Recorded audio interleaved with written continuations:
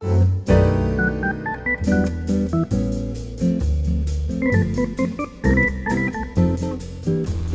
welcome to Better Bachelor, your front row seat to the end of dating and perhaps society. My name is Joker, and today we're going to talk about all the crazy things that can happen on a date, because I think they all happened to this one guy.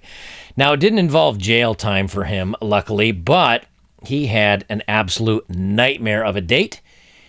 And it can show you, a lot of you guys say, hey, you know what, I don't take them to my place, and they don't know my real name, and it doesn't matter. You can get in some hot water, apparently, but let me get recording on this. And what I'm going to talk about is this guy got caught up in probably what I consider one of the world's worst dates, but the funny thing, it involves a little bit of paternity fraud kind of thing. It's really a weird story. I think you'll like it very much. Before we get there, first, those of you that are tired of YouTube's censorship, those of you that would like my video, but in podcast form, that means just the audio, and compressed to a very, I actually save it as an MP3. So normally a 1 gigabyte video is actually like 35 megabytes. Very easy on your data plan. I'm going to be copying all my videos and making podcasts out of my videos and putting it over on betterbachelor.locals.com. I've got the forums over there. There's 12,000 people that are members. You can become a member. You can become a supporter to get access to privately messaging me and getting the podcast. I'm going to make the podcasts available for subscribers to thank you for supporting me. And then I'm going to be doing a couple, I've said this many times now, I really am going to do a couple of like extra special videos for members over there. I don't know when, guys, I'll be honest with you. I'm trying to get stuff done for the family, and I've got more stuff to do on the bus and blah, blah, blah. Okay, before we get to the main story, quickly, somebody, a gal, messaged me on Instagram. You can message me there, and I'll get to you someday. But I do reply to anybody that messages me on my locals account, like within a day usually. She said, hey, patriarchy, men bad, you seem to hate women. I said, I don't hate women. I just think that nobody gives men a fair shake, and that it's yay women and boo men. And then she brought up, a little bit about the men running the world as far as when it comes to all the jobs and all the positions. And I was going to do a whole video on that, but I didn't. I looked up a bunch of stats, and I said, something? I can look up stats that support my cause and our cause as men, where we talk about the wage gap and that it's not real, and we talk about how men apply to 20% more jobs and get 20% more interviews, but women get hired at a 20% higher rate. I could go through all that stuff, and then someone can make a video that says, well, here's my thoughts. And they would both be true. It depends on what articles you pull up and what studies you pull up. And so I'm not going to bother with that. I do have this little infographic that I wanted to share from theeconomist.com. And this is part of the pay gap between men and women. I'm going to just go over this a couple seconds, but it's a really great graphic that I think makes a lot of sense. If you take a pay gap for all jobs, the percentage in Britain is 28, France is 17, Germany 15%. Those are the stats that they like to say, oh, women only make 78 cents for every dollar that men make. They just take, they've actually said this in the pay gap study that is quoted all the time, in the pay gap study that's quoted all the time. That's the number that they say. They just took all men and all women, all working men, all working women, and averaged out the incomes. However, if you take the jobs at the same level, it's down to 9%, 4%, and 3%. Jobs at the same level and the same company, it's 2.6% versus 3.1 versus 3.1. And jobs at the same level and the same company with the same function, 0.88% in Britain, 2.7% in France, and Germany's 3%. And those percentages, they have said men usually make 3 to 5% more than women, given everything equal, because they're more aggressive in asking for more money. Wage gap blown out, at least according to the study at theeconomist.com.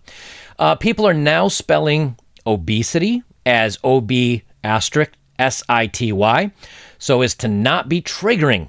And I'm about to give up on life, says the article writer here at Not the Bee. Yes, on Twitter, which is Twitter is really the best place to go to see some of the most angriest, weirdest people in the universe. I go there to try to find news stories, and I find news stories like this.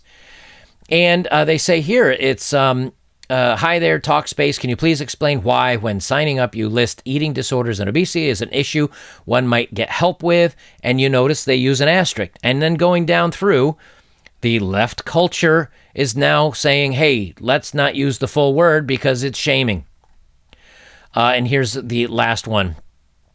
This 1,000 times, says mask-wearing fascist blocker. Almost every slur in history was popularized by people in positions of authority. Obesity is no exception if you're using it judgmentally or conversationally. Then there are very few reasons I can think of that would stave off my block button. And this, I think, has been liked many times. So if you're using it judgmentally or conversationally, which is pretty much any time you'd be talking and using that word. And then below that, I guess this is what they said. If you are a non-fat person who used the O word, obesity, I will mute or block you. A lot of people claim to care so much about weight stigma are obstinately clinging to that word. Please listen to the fat community whose stigmatization you claim to be fighting against. Okay, so now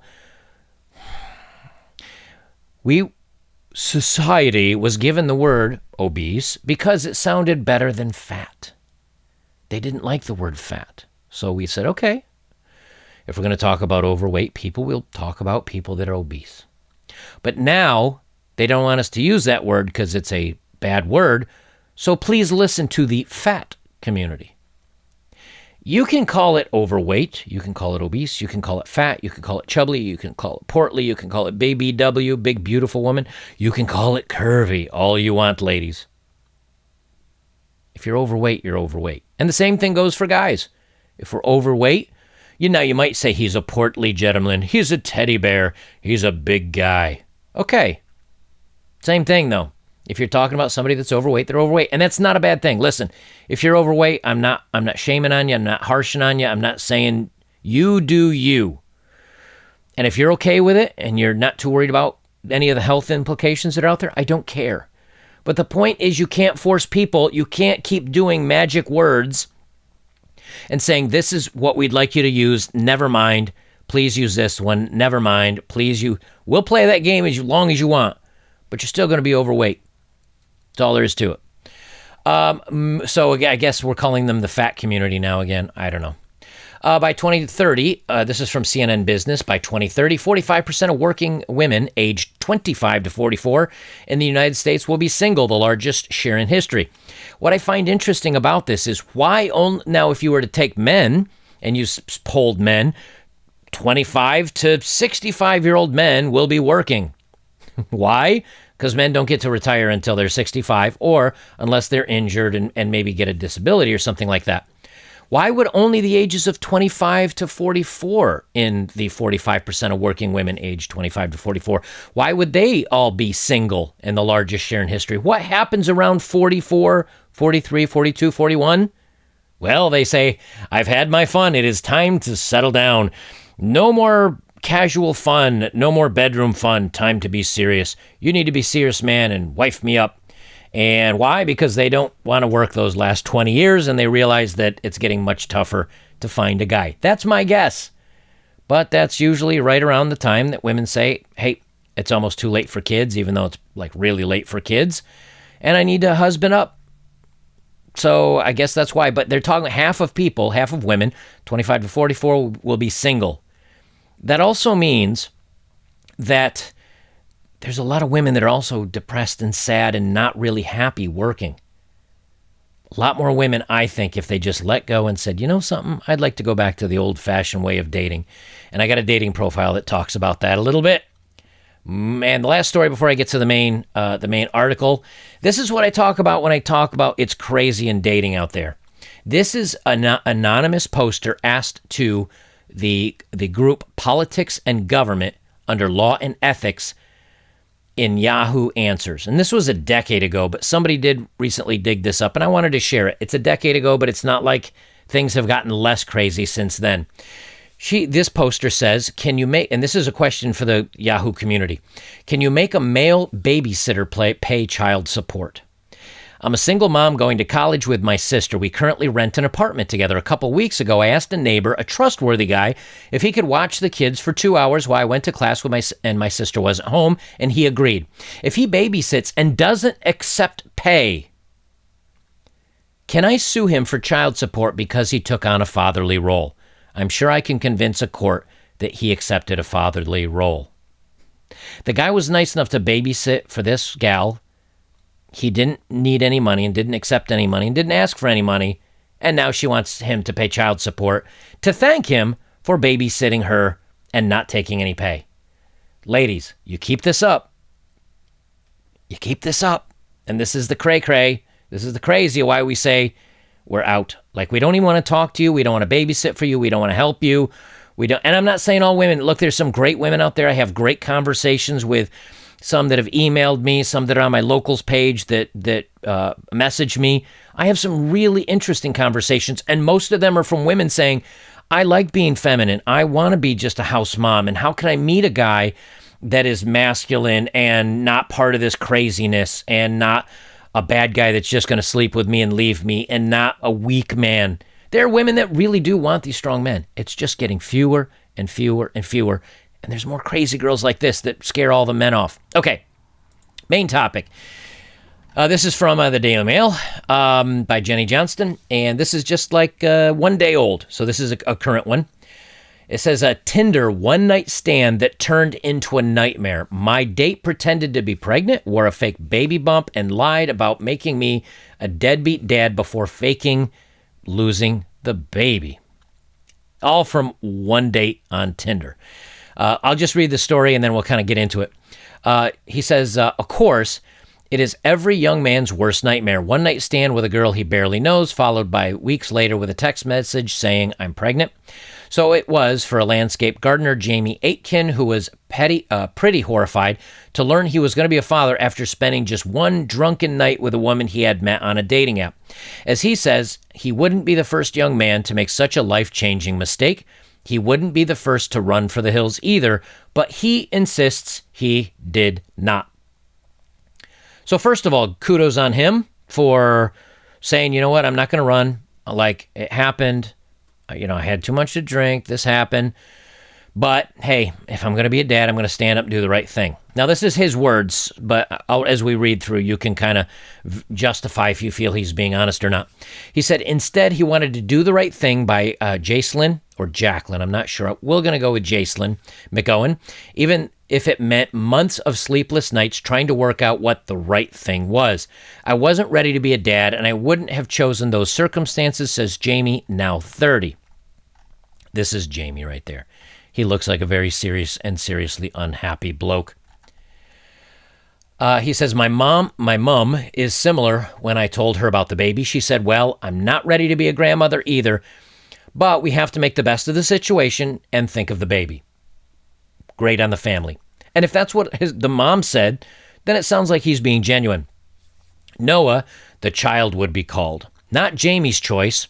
She made it very clear I wouldn't be involved in anything like that, but he liked the name. When I heard it was going to be a boy, it became very real, he says. Exciting, almost. I was still worried sick about everything, particularly how much of a part I was going to take or going to be able to play in his life, but I started to imagine what he would look like. I pictured him having blonde hair and blue eyes, like me. Jacqueline said she was nervous about it being a boy. She's a very girly person, but I thought, I can take care of that part. I can take him camping, climbing, all those things. He paused and said it seems silly now. That's because there was no baby. Noah never existed. The scanned picture McGowan sent showing tiny fingers and toes was of another baby. And certainly nothing to do with Jamie. The whole thing was fake, right down to Jacqueline's bump. A prosthetic, says Jamie. She faked the lot. Now, here's the thing.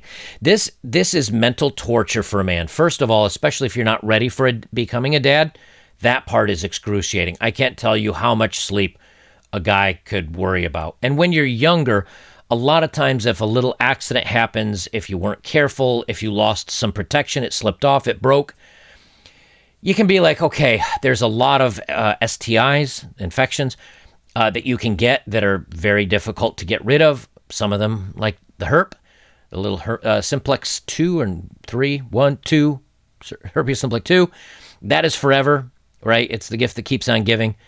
But a kid, you can go to a doctor and get a lot of that stuff taken care of. A kid, you're not going to get taken care of.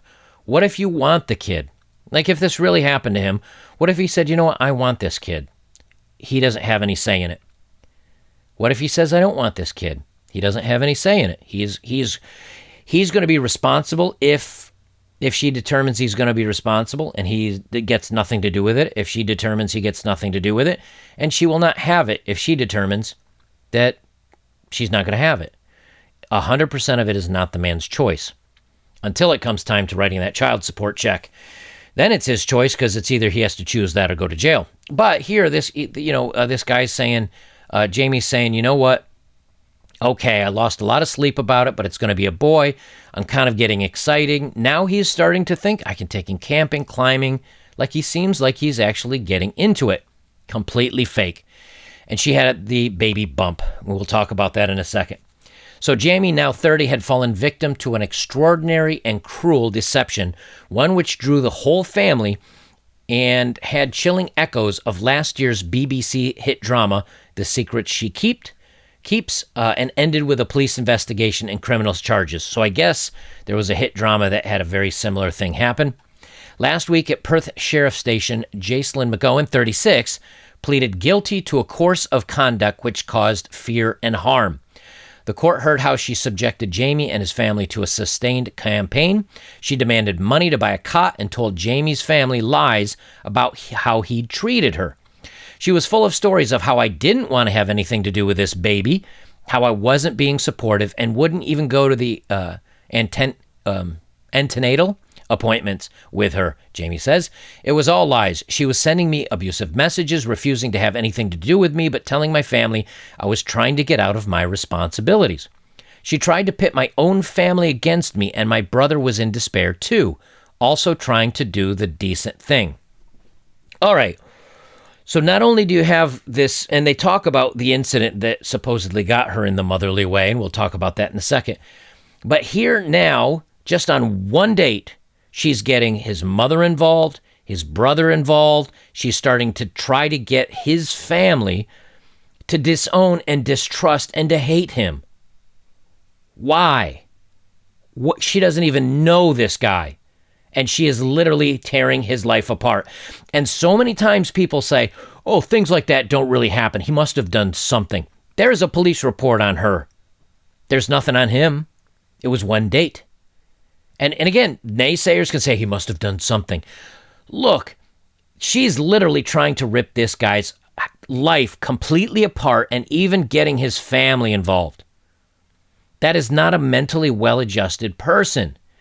This is one of the reasons why I say, guys, go on multiple dates, get to know somebody, text more, look for these red flags, see if they're like legit before you stick your D in crazy, right?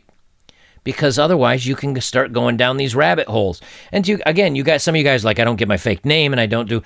If she has your phone number for texts, she can take that to the police and they will look up phone records. They will find you.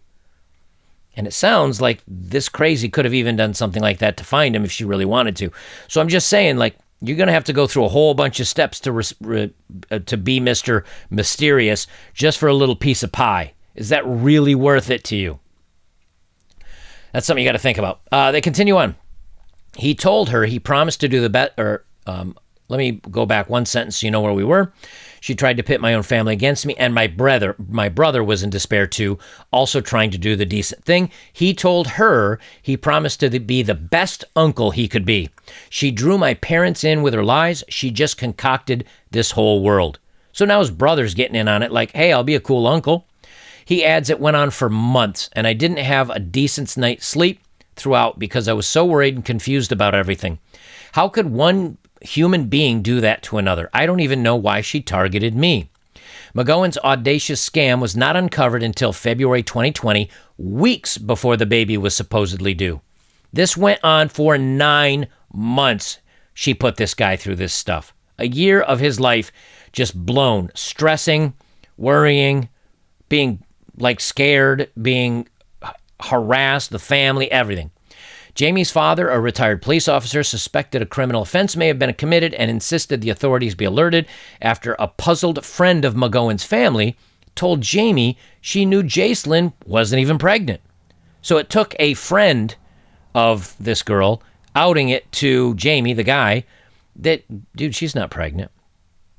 Let me pause you here. Let's jump over to this. And I've talked about this. Fakeababy.com, the best gag gifts. This site should be pulled down. This is the kind of crap that happens to guys and gets them sucked in. That's why I always say, no matter what, 100% of the time, guys, I don't care if you're married and you've been married for 15 years, you get a paternity test. And if she shames you, just say, hey, you know it's yours. I want to know it's mine. And you know what? Because if you share stories like this and she still wants to fight you, I mean, let's be realistic. I mean, it does happen. And look at this stuff. The Valentine's Day specials. Fake ultrasounds and sonograms. They have a little fake pregnancy belly twins made out of silicone. Fake DNA test laboratory style. New on sale, sonogram fake. On sale, custom extra sound #1 fake ultrasound. Fake pregnancy bellies. They say this multiple times. That's why I'm reading it twice. I'm just kind of reading through here. Fake ultrasound generator, free 2D prank. Fake ultrasound strip of 4 fake sonograms. 8 weeks little bean fake ultrasound generator. This just goes on and on and on. Fake DNA. Fake pregnancy documents. And I looked into this stuff, and it's not from like somewhere in a little watermark it says fakeababy.com or something funny like that. They get it generated at a local hospital. And the way they do that is they send fake lab reports or fake lab documents to a local hospital, and the woman gets them from there. Then when you get the documents, it comes from a local hospital, not some website. And if you call, because I did a video on this, if you call that number, it connects you to a real hospital that is your real local hospital. And they will say, yes, we have these lab results, and yes, this is like the real deal. So the only way you know is if you go with her to the hospital or to a doctor and get a paternity test while you're there, you know the doctor and you get it legit. That's the only way. And I hate to be like this, but I'm telling you, with stories like this, what if another guy had gotten her pregnant? I mean, now it sounds like this guy definitely would have gotten a DNA test, but what if you're in France? If you're in France, I think there has to be some court order to make, and I think Kentucky in the United States has the same thing. You may have to get court orders to get it. And what if you don't get that court order? You're on the hook for child support for another guy's kid. All right, to continue on here. When the police officer had finished taking my statement, she said it was the most bizarre she'd ever taken, said Jamie. Jamie's the guy. This is the first time Jamie, who lives in Perthshire, had spoken about his 9-month ordeal. He does so with hesitation. I wished I'd never met her. I'm embarrassed and upset about it all, and I just want to forget it happened, but I do think it's important to speak out so she can't do this again. The Sorry Saga began. Let me try that again. The Sorry Saga began on Tinder in the spring of 2019. Jamie had had a few short relationships over the previous year, but felt that living in a very rural community, his options for meeting a girl were limited. He could barely believe his luck when McGowan, blonde, pretty, and local, popped up as a match. I was surprised to see she lived in the same area. Everyone knows each other, but I'd never heard of her. She seemed like a great girl. She said she'd been living in Canada and was only recently back in Britain, which explained why our paths hadn't crossed. Of course, I have no idea now if it's true. Over the coming weeks, the pair messaged online, finally exchanging mobile numbers. Okay, so maybe I guess he did vet her for a couple of weeks. She still went cuckoo for Cocoa Puffs, right? Still missed some red flags, and this happened. It was just a casual chat about what films we'd seen, places we'd been. There was a bit of flirtation, but nothing heavy. Okay, this is a good opportunity to maybe say, so tell me about your family. So tell me about your siblings. Tell me about the relationship with your family. Tell me about where you went to school. What did you study? Like, find out about somebody. And I know it's not always going to happen, but maybe ask some questions to see if you can discern, like, how things are. He continues on. Then it moved to the stage of meeting up in person. I told her I was going to a family wedding in Dundee, and she'd said she'd be in Dundee that weekend too, for work. Maybe we could link up. That sounds suspect right there, just to be honest. So Jamie traveled to Dundee for the wedding. I was supposed to be staying in the hotel where the wedding was with my parents, but Jacelyn said she had a room booked in a different hotel. At the end of the evening, it was late and I'd had quite a bit to drink. I went to meet her at a pub around the corner. Looking back, it was a bit weird. I remember she wanted me to drink my pint very quickly. Notice something. If a guy said this to a woman, hey, I know you've had a couple of drinks, meet me around the corner at the pub, hurry up, drink, we'll go back to the room. And she apparently bought him a bottle of rum because he had mentioned how he liked rum. How would this go if the guy did that to the woman? Here, I know you've had some drinks at the wedding. Here's a couple of pints, drink. Okay, and here's a bottle. Let's go back to the right. If she woke up and said, I didn't remember anything, you got charges coming against you, man. There are charges coming against you. And which ones, I don't know, but some of them include the snuggle struggle, the bedroom fun without permission. Do not pass go directly to jail. That's it for him. But her doing it to him, nothing. No problem, because they read the charges. There was never a charge in there of her taking advantage of him while he was inebriated. So he continues on, and so they went back to McGowan's hotel where there was more to drink on offer. She bought me a bottle of rum. He reveals during our chats I'd mentioned I liked rum, and I was touched that she brought a bottle.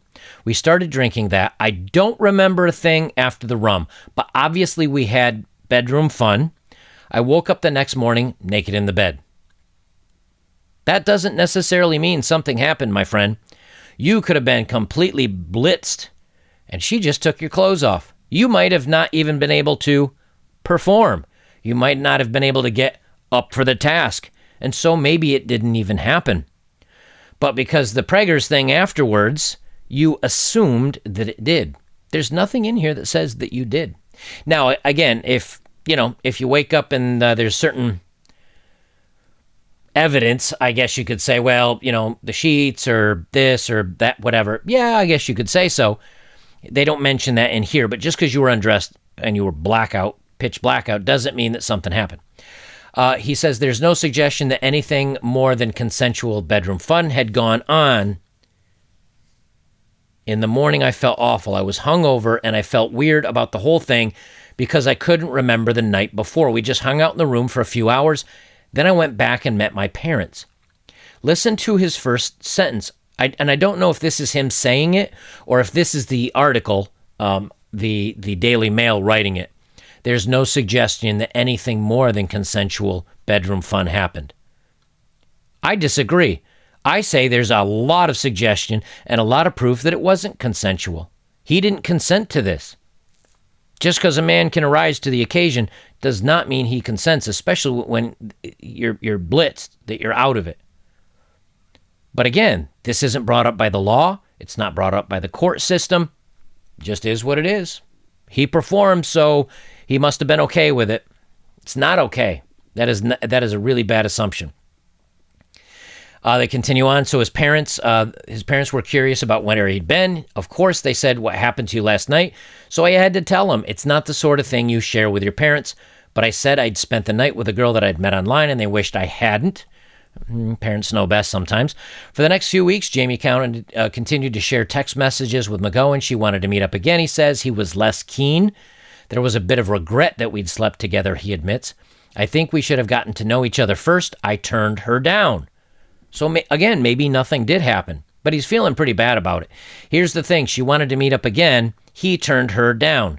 So maybe this was her way of keeping him around. Maybe it was her way of punishing him for not wanting to see her again and turning her down. Maybe she said, you know what? If you're going to do that, I'm going to destroy your life. He says from there, it went pear-shaped to say the least. Just a few weeks later, he got the text message that shook his world. She said, don't freak out. I'm pregnant. Obviously, I did freak out. I wasn't ready to be a father. She messaged saying, this is my problem, not yours. She was going to deal with it. And I'm not going to continue down, but here's a picture of her. She's 36. She's, she is blonde. Not much to say about that. There's a little bit more to the story. I'm not going to keep hammering down through it. It's just more about things being section. I just read the word section, and I said that for some reason. It's a little bit more about how things happened and the whole story of it. I'll leave the link down below if you want to continue on. They say here, McGowan was originally charged with stalking under Section 39 of the Criminal Justice and Licensing Scotland Act of 2010. She pleaded not guilty, but changed her plea to guilty after the charges were reduced to engaging in a course of conduct which caused fear or alarm to Jamie and his family. And again, nothing about taking advantage of him when he had too much to drink. So I've read about, I'd say, 3/4 of it. So if you want to read the last little bit, go ahead. I don't want to go on and on forever, but it's just kind of more of the same, that basically she's a pretty twisted person. So yeah, fakeababy.com. This kind of stuff is so dangerous. And you know something? Anytime, guys, if you say, hey, you just got to trust me. You can say personally, I know it might be a bit of a fabrication, but you can say, I know personally people that have gotten faked out. I know people that have had kids that aren't their own. You may not know them personally. Don't say they're personally. But if you say, I know of someone this happened to, and his name was Redditor, he was a Redditor, and his name was Haywood Jablomi 4473. All right, you don't know him personally, but you know the story. I'm just saying, if you need to say, hey, we got to get this stuff tested out, it's what's going to make me comfortable, get it done. All right, now it is time for the dating profiles of the day.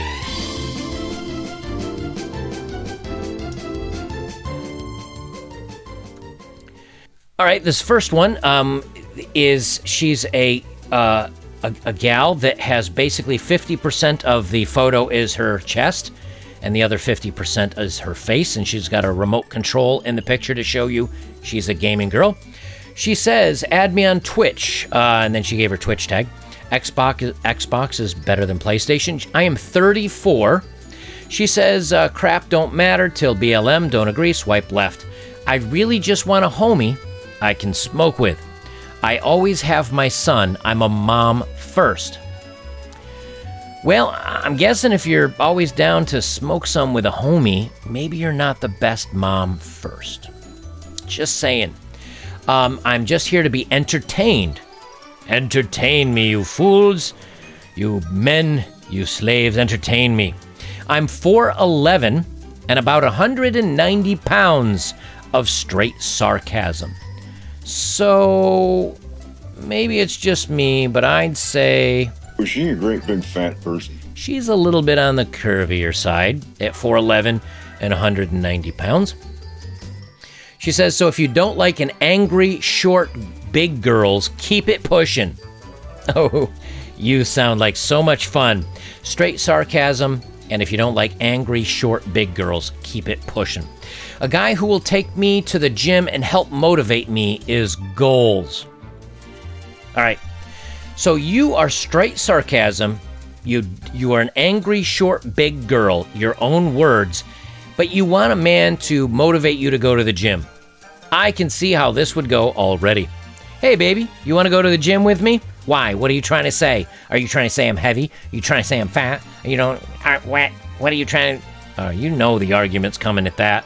And what happens when she doesn't go? And you said, hey, you asked me for help. You wanted motivation to go to the gym. Come on, like I'm trying to motivate you here.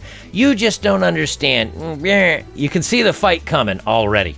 I can see a fight with her just reading her darn Tinder profile. Oh, and at the top it says she's bi, just so you know. So the gate does swing both ways. She says, I like all flavors of men, but chocolate is my favorite. I'm fat, not desperate. Okay. Good luck to you. Good luck to you, angry, short, big girl. Best of luck to you. I'm pulling for you. And her last dating profile of the day. This one, she is 33. She went to the Academy of Fine Arts. I'm an artistic soul, passionate about traveling, art, psychology, self-improvement, and fashion. I'm okay with that. I'm all right with that.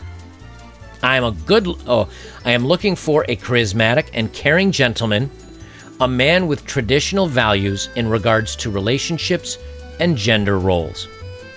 I'm still fine with that. Got nothing to pick on. If a woman wants to be feminine and she wants to be provided for and she wants an old-fashioned guy to provide and take care of her, I'm okay with that. But why at the age of 33? Why didn't this happen at the age earlier? Now, maybe I'm not saying she didn't try earlier. Maybe she just didn't have success in the dating world. But just, something to be mindful of. Might want to ask her about that. She says, I am trying to survive in this urban jungle. I would love to build a future with somebody who will have my back, okay, and provide me with the standards I dream about. That's 3 rings right there. She would have had me. I would love to build a future with somebody who will have my back, and I will have theirs. Somebody that will provide the masculine role, and I will do the feminine roles, like cooking and cleaning and domestic, and I'd like to be a mom soon. If that was your answer, I could see it. But the minute you say you need to provide me with the standards I dream about, you're out. How about the standards you earn?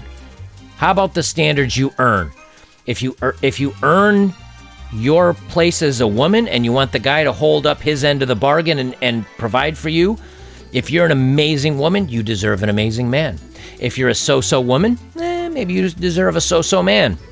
But if you want the standards you dream about, you've got a whole lot of proving to do. You better prove you are amazing. I don't know if that's going to happen. Bonus points if you're ready to settle down and would like to start a family in the near future. Again, no problems with that. I got no problems with that. She really lost me when it's like, you better bring the standards that I'm dreaming about, not what I need or deserve. Other than that, you did okay. Maybe just change a few words in there. Although maybe don't change the words in there so guys know to run away. Guys, if you'd like to support my work, links are below as always if you have. Thank you very much. Best way you can support me is like, comment, share, subscribe. Likes, guys. Just like a video. It's free, it's fun, it's cheap, it's easy, and it's a great way to help out my channel. Leave a comment if you disagree, agree, whatever your thoughts are. I'd like to hear them. And again, you can join me over on betterbachelor.locals.com for podcasts and another place to watch the videos ad-free. Guys, I'll leave you there. This is Better Bachelor. I'm Joker. And remember, guys, be careful, man. You can accidentally get with a crazy person. And as you see with this guy, all he did is say, you know what, I'm not interested in seeing you a second time. I don't like how things went on the first date where I got pretty much blackout blasted, and apparently we slept together and I wasn't really ready for that, and she decided to literally destroy his world.